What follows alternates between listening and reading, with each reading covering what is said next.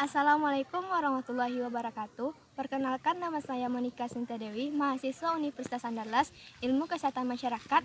Pada kesempatan kali ini kita akan membahas tentang proses psikologi awal.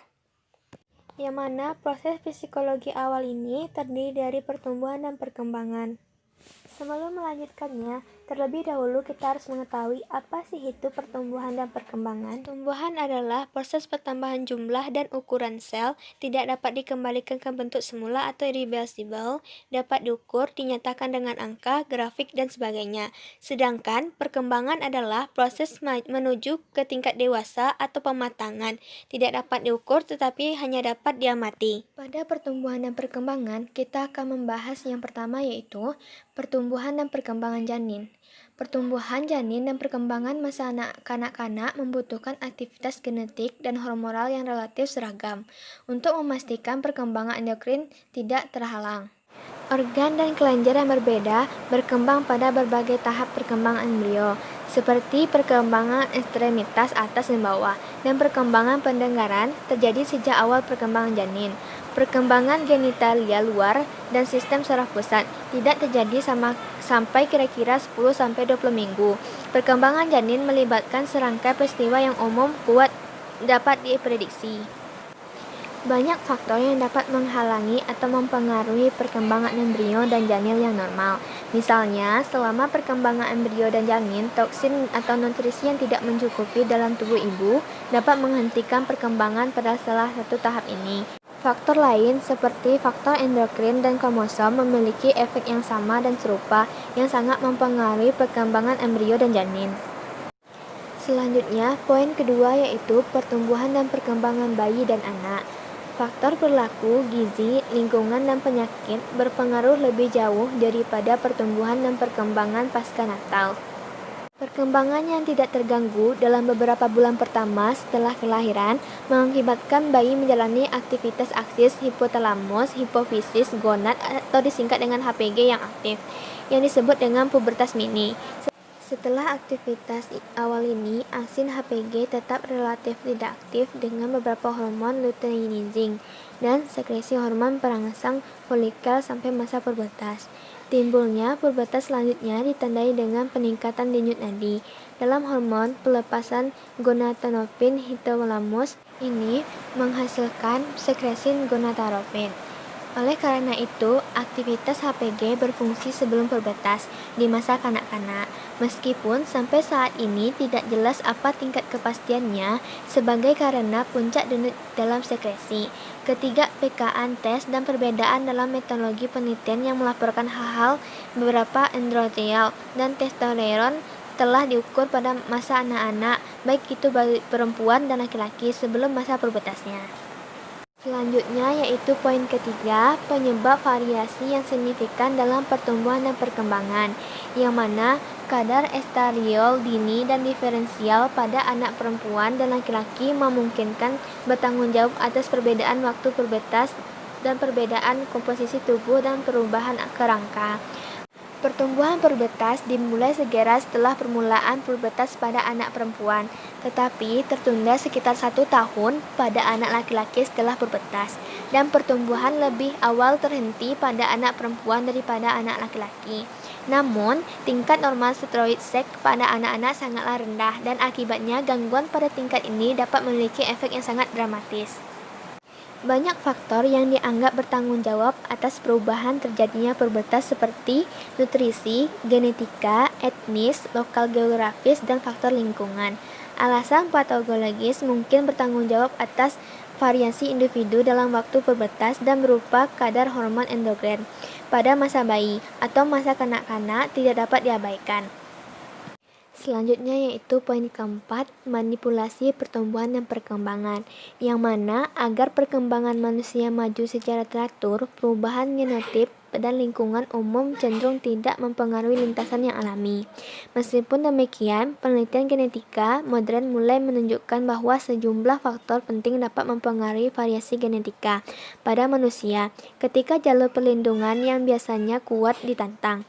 Misalnya, sebagai besar anak yang dilahirkan melalui teknologi reproduksi bantuan atau ART dalam keadaan sehat terlepas dari kenyataan bahwa embrio ART terkena stres lingkungan seperti media kultur, hormon, dan stres fisik. Selanjutnya, poin kelima yaitu disabilitas atau cacat, yang mana disabilitas adalah gangguan keterbatasan aktivitas dan pembatasan partisipasi, sedangkan penyandang cacat adalah setiap orang yang mempunyai kelainan fisik atau mental yang dapat mengganggu atau merupakan hambatan baginya untuk melakukan secara selayaknya. Penyandang cacat terdiri dari yang pertama itu penyandang cacat fisik, yang kedua penyandang cacat mental, yang ketiga itu penyandang cacat fisik dan mental. Serta setiap kecacatan umumnya tidak termasuk dalam kisaran normatif dan menjadi penting secara etis dan moral. Orang dapat menjadi cacat permanen atau sementara karena suatu kondisi, bisa berupa cacat mental, fisik, atau keduanya, dan dapat dikaitkan dengan penyebab mendasar yang dapat diobati atau sama sekali tidak dapat diobati. Variasinya tidak terbatas, namun marginalisasi dapat ketidaknyamanan dan terkaitan dengan banyak kecacatan dan kelainan mengasumsikan bahwa kecacatan atau kelainan adalah sebuah tragedi. Poin keenam yaitu pengembangan gender. Variasi yang kurang jelas namun penting dari perkembangan janin normal melibatkan perkembangan gender atau perkembangan jenis kelamin seseorang sebagai pria ataupun wanita. Jenis kelamin seseorang, kromosom XX untuk wanita dan XY untuk pria ditentukan saat pembuahan. Meskipun jenis kelamin embrio tidak jelas saat dibedakan untuk beberapa minggu pertama perkembangan. Periode seks yang tidak dapat dibedakan ini disebut perkembangan acuh tak acuh. Seks umumnya diyakini sebagai pernyataan fakta biologis dan masalah konstruksi sosial. Gender di sisi lain adalah istilah yang digunakan untuk membedakan antara wanita dan pria karakteristik dalam perilaku. Ini adalah instruksi sosial yang memperluas faktor penentu biologis dan genetik dari seks ke peran sosial dan identitas sosial. Selanjutnya, poin ketujuh yaitu penyebab variasi signifikan dalam jenis kelamin dan gender. Selama perkembangan janin, produksi atau respon yang memadai terhadap pemicu hormonal diperlukan untuk perkembangan genetika pria ataupun wanita secara penuh. Kegagalan untuk menghasilkan atau merespon perubahan endokrin ini dapat mengakibatkan kekurangan perkembangan genital maskulin ataupun feminim. Hebatnya, berdasarkan besar janin perkembangan menjadi janin laki-laki atau perempuan yang didiferensiasi jelas, tetapi sejumlah faktor genetika dan fisiologis atau endokrin dapat menyebabkan produksi alat kelamin menjadi ambigu pada janin. Mana orang tua diminta untuk membuat keputusan menetapkan jenis kelamin pada bayi segera setelah lahir, pada saat mereka menghadapi kesadaran bahwa bayi mereka lahir dengan alat kelamin yang ambigu atau tidak berkembang secara sempurna, alat kelamin yang rusak secara tidak sengaja pada masa bayi. Perubahan jenis kelamin mungkin diinginkan oleh individu yang jelas-jelas terlahir sebagai laki-laki ataupun perempuan. Poin ke-8 yaitu epidemiologi perkembangan dan pertumbuhan adalah insiden orang yang tercatat lahir dengan alat kelamin ambigu tidak diketahui, sebagian karena tidak semua kemungkinan besar akan didokumentasikan.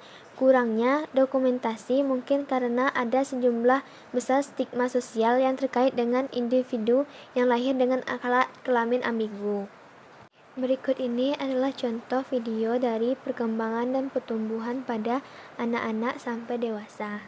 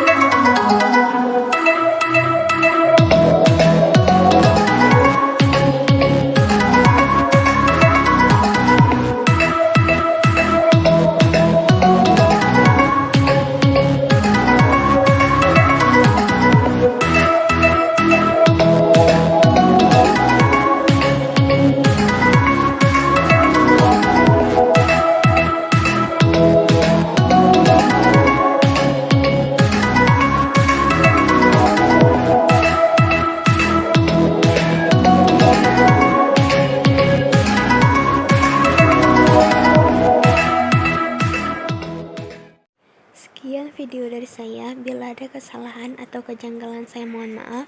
Saya sudahi dengan Assalamualaikum warahmatullahi wabarakatuh.